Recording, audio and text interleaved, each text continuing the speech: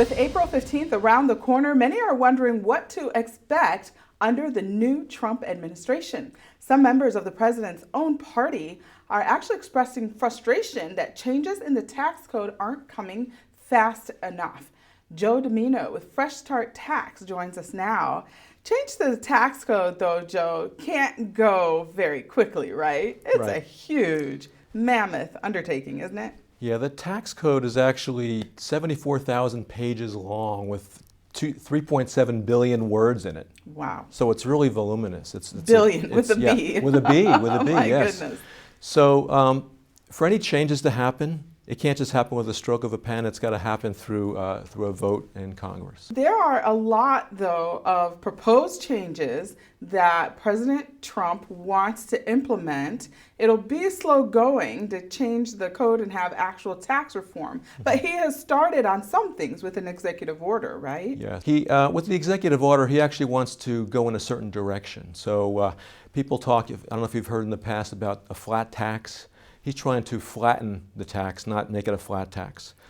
So there's actually different tax brackets right now. There are 7 of them. He wants to make the 7 3. So that might make it easier for, maybe the regular Joe, you and me. But does it cause some headaches for you?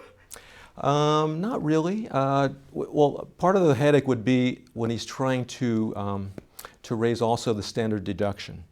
So he's talking about the standard deduction he wants to change from a single person, which is $6,300. He wants to make it $15,000. And for somebody who's married, he wants to make that $12,600, $30,000. Wow.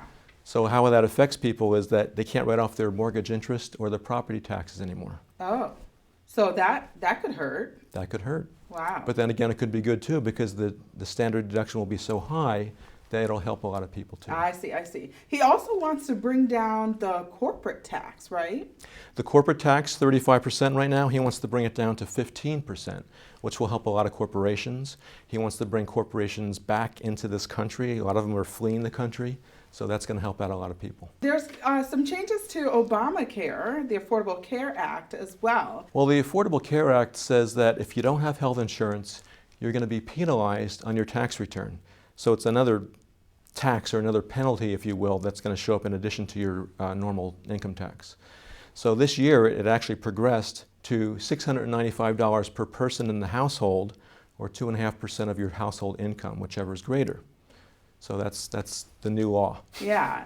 But he did sign the executive order saying, he doesn't want to cause pain to families and individuals and things like that. Mm-hmm. So maybe some people are just thinking that the IRS is going to turn a blind eye to them if they don't have the insurance. Well, they're supposed to have the insurance, so the law hasn't changed yet, even though the executive order says we want to go a certain direction. So the IRS says that they'll continue to process the tax returns to not hold anything up. But later on down the line, you may get a letter saying you owe additional funds. Thank you so much, Joe Dimino, for coming and talking with me from Fresh Start Tax. Thank you, Tim. Appreciate it.